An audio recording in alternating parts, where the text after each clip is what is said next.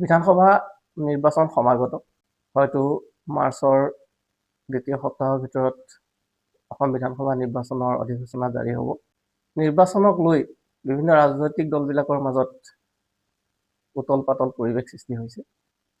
নৱগঠিত চিচি বৰগাঁও সংৰক্ষণমুক্ত বিধানসভা সমষ্টি ইয়াৰ প্ৰথমবাৰৰ কাৰণে ইয়াত এজন অজনজাতীয় লোকে প্ৰতিদ্বন্দ্বিতা কৰাৰ সুবিধা পাইছে।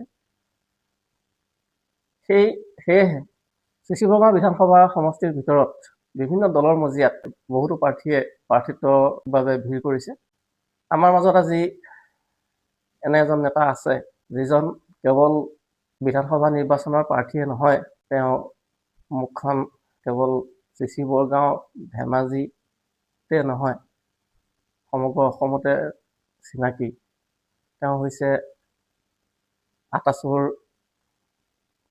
উপদেষ্টা, প্ৰাক্তন উপদেষ্টা দুলাল বৰুৱা। দুলাল বৰুৱাদেৱ, আমি আপোনাক স্বাগতম জনাইছোঁ। যিহেতু আপুনি বিধানসভা নিৰ্বাচনৰ কাৰণে আমি গম পোৱা দীৰ্ঘদিনৰ পৰা এটা কুচকাৱাজ চলাই আছিল আৰু খুব দুদিনৰ পূৰ্বে আপুনি আটাছু ত্যাগ কৰিছে। তো কেনেধৰণে আপুনি নিৰ্বাচনত আগবাঢ়িম বুলি ভাবিছে আপোনালোকক? নমস্কাৰ জনাইছোঁ। মই সদৌ টাইম ছাত্ৰ সন্থা 2004 চনত যোগদান কৰিছিলোঁ আৰু বিগত 22টা বছৰ সদৌ টাইম ছাত্ৰ সন্থাৰ মজিয়াত মই মোৰ সময় আৰু এজন যোদ্ধা হিচাপে কাম কৰিছিলোঁ।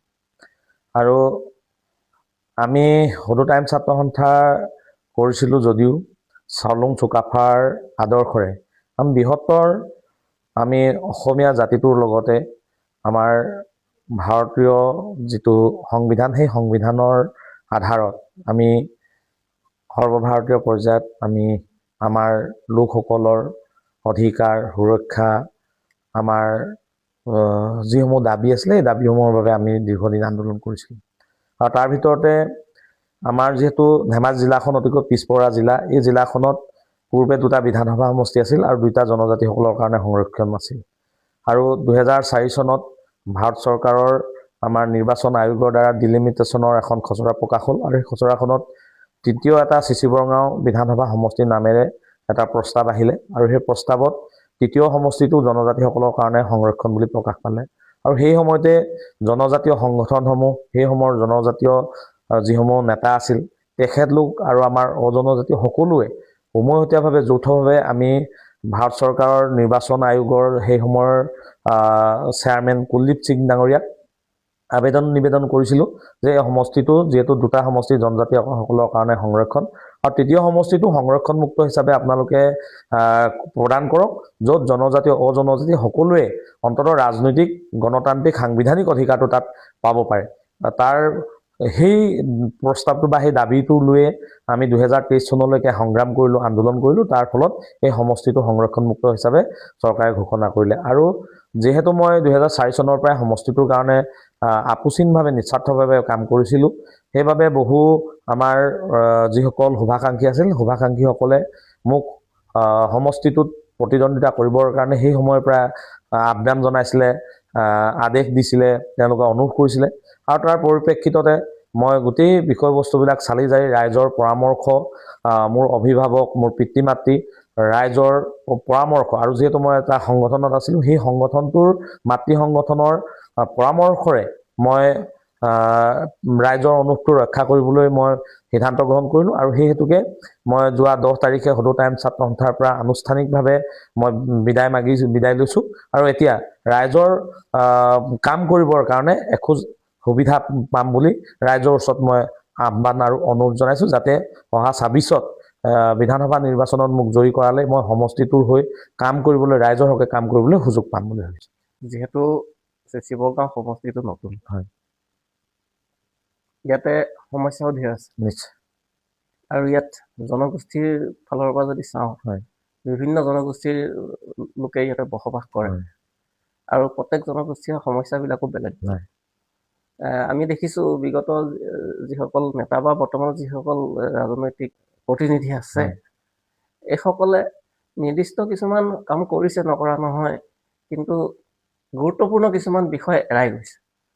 তো এতিয়া যদি আমি ধৰি লওঁ যে দুলাল বৰুৱা নিৰ্বাচিত হ'ল, তেতিয়া আপুনি কোনখিনি ফেক্টৰত বেছিকৈ প্ৰায়ৰিটি দিব, কোনখিনি কাম আপোনাৰ বেছি গুৰুত্বপূৰ্ণ বুলি ভাবে সমষ্টিটোত? হয়, মই নিশ্চয় সামগ্ৰিক উন্নয়নৰ কথাটো মই চিন্তা চৰ্চা কৰিম।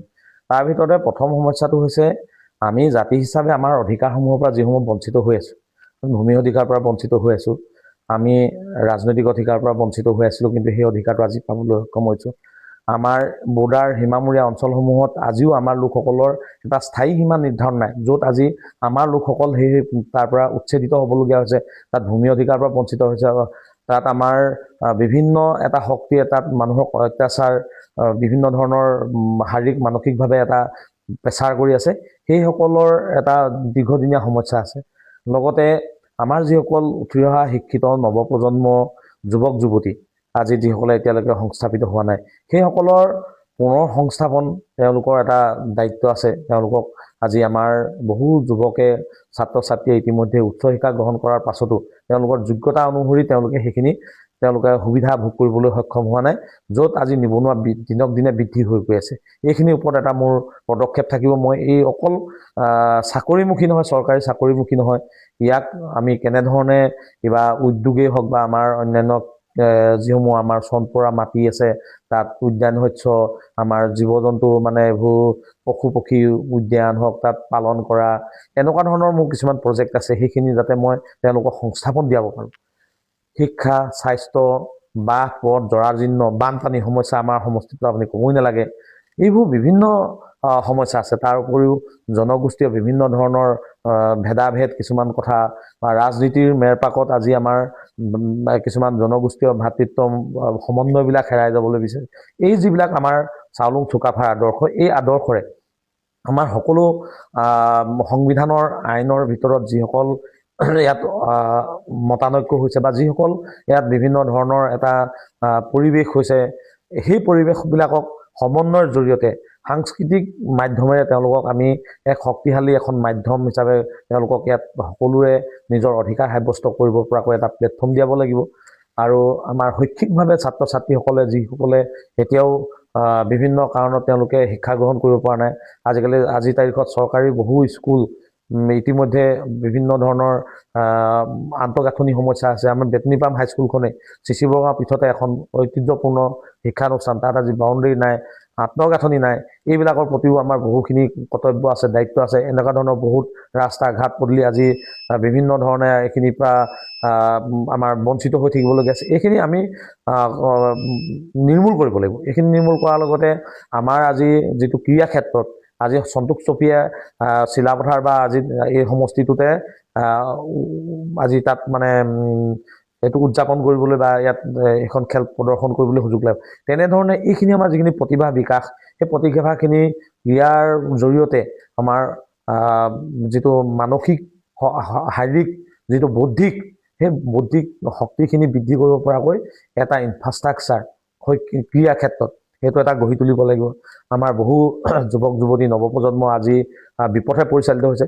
এইখিনিক যদি আমি তেওঁলোকৰ প্ৰতিভাবিলাক বিকাশ কৰিব পৰা এটা যদি থল কৰিব নোৱাৰোঁ, তেতিয়াহ'লে আমাৰ বহু যুৱক যুৱতী ছাত্ৰ ছাত্ৰী কিন্তু বিপথে পৰিচালিত হ'ব। এইখিনিক আমি আনিব লাগিব।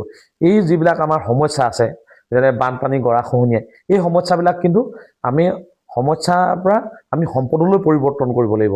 আজি গাই নদীত গৰাখহনীয়া যিটো হৈ আমাৰ কৃষি পথাৰ শস্য মৎস্য লুপ্ত পাইছে, এইবিলাক আমি বৈজ্ঞানিক পদ্ধতিৰে তাক সংৰক্ষণ কৰি তাত আমি নিবনুৱা সংস্থাপন কৰিব পাৰিম, আমি তাত কৃষি উৎপাদন কৰিব পাৰিম, তাত মৎস্য উৎপাদন কৰিব পাৰিম, আমি দুগ্ধকে ধৰি বহুখিনি কাম কৰিব পাৰিম। তেনেকুৱা ধৰণৰ আমাৰ সমস্যাবিলাকক আমি কিন্তু মই সম্পদলৈ ৰূপান্তৰিত কৰিবৰ কাৰণে মোৰ কিন্তু এটা সপোন আছে। যিহেতু চিচি বৰগাঁও সংৰক্ষণমুক্ত বিধানসভা দাবী সমিতিৰ লগত আপুনি ওতঃপ্ৰোতভাৱে জড়িত, আপুনি তাত নেতৃত্ব লৈছিলে, সেই হিচাপে আপোনাক চিচি বৰগাঁৱৰ মানুহে চিনি পায়। কিন্তু নিৰ্বাচন বুলিলে বিষয়টো অলপ বেলেগ ধৰণৰ হয়। সন্মুখত এটা ধনবল আৰু জনবল থকা দল আছে, বিজেপি। তো সেই বিজেপি দলৰ লগত যুদ্ধ কৰিব পৰাকে আপোনাৰ লগত কি সমল আছে, কি সমল লৈ আপুনি যুদ্ধ কৰিব? চাওক, আমাৰ গণতন্ত্ৰত বিধি ব্যৱস্থাত আমি সুস্থ সবল এখন গণতন্ত্ৰ পৰিচালিত কৰিবলৈ হ'লে আমি এজন নিষ্ঠাবান সততাৰে কাম কৰিবলৈ আমাৰ আইনীভাৱে আমাৰ ব্যৱস্থা আছে। কিন্তু আজি বহু ক্ষেত্ৰত এইসমূহ উপলুঙা কৰা হৈছে। কিন্তু আমি যদি এখন সুস্থ সবল গণতন্ত্ৰ গঢ়ি তুলিব লাগে, তেতিয়া নিশ্চয়কৈ আমি নিকা ভাৱসম্পন্ন ব্যক্তিক আমি আনিব লাগিব, নহ'লে দুৰ্নীতিবিলাক কেনেকৈ ৰোধ পাব। এইখিনি কৰিবলৈ যাওঁতে মই দেখিছোঁ যে মোৰ লগত ধন বল নাথাকিব পাৰে। এটা মোৰ যিটো ভাৱমূৰ্তি বা মই ভাবোঁ আমাৰ লোকসকলেও সেই তাৰ প্ৰতি আকৰ্ষিত হৈছে। আজি যুৱ প্ৰজন্ম কেতিয়াও ধন বলৰ প্ৰতি কিন্তু আকৰ্ষিত হোৱা নাই।